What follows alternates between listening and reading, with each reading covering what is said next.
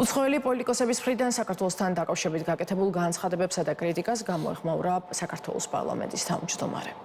არიან გარეთ ძალები, პოლიტიკური ჯგუფები, რომლებიც პატივს არცემენ ქართული ხალხის სუვერენიტეტს.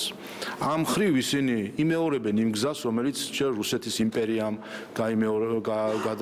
გაიარა საქართველოსთან დაკავშირებით, შემდეგ საბჭოთა კავშირთან საქართველოსთან დაკავშირებით, ჩვენ რას ვერ ვწოდით ან ერთს ან მეორეს. ვერ ვწოდით თავარ რამეს, რომ ისინი პატივს არცემდნენ ჩვენ სუვერენიტეტს და პატივს არცემდნენ ქართული ხალხის არჩევანს. ყალბიძე არ დავწურმანდები, ახლა ის არის ჩვეულებრივი ლობისტი, რომელიც ფულის მოქმედებს და ჩათვალეთ, რომ ყოველი მისი განცხადება და დაწერილი წინადადებას უკან დგას ინვოისი და კონკრეტული თანხა. ეს არჩევნები ევროკავშირისთვის და თუ ევროპული ქვეყნებისთვის და მათ შორის ბრიუსელისთვის არის გამოცდა და ტესტი იმისა, რამდენად ჩააბარებენ ამას ევროპული თქვა პოლიტიკოსები თუ ლიდერები, ამას ვაკვირდებით ქართული საზოგადოება. ეს არის ტესტი.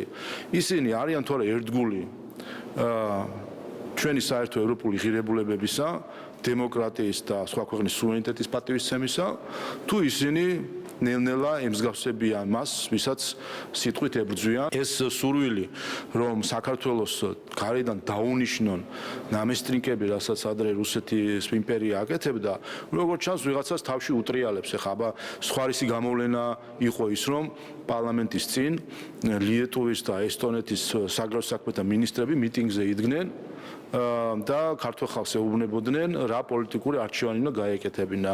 როდესაც სხვა პარლამენტის წევრები, ზოგიერთი ელჩი გამოდის და ქართულ ხალხს ეუბნება, რა არჩევანი უნდა გააკეთოს. ეს არის უპატივცემულობა სუვერენიტეტის და ეს არის ხოლო სუვერენიტეტის პატივისცემა არის ის, რაზეც დგას მთლიანი საერთაშორისო წესრიგი, ის წესრიგი, რომელსაც დღეს არღვევს რუსეთი უკრაინაზე თავდასხმით და ის ვინც ამ ფრაზებს იმეორებს საქართველოსთან დაკავშირებით, იქცევა ზუსტად ისე, როგორც იქცევიან ქვეყნები, რომლებიც პატივს არცემენ სხვის ტერიტორიულ მთლიანობას და სუვერენიტეტს.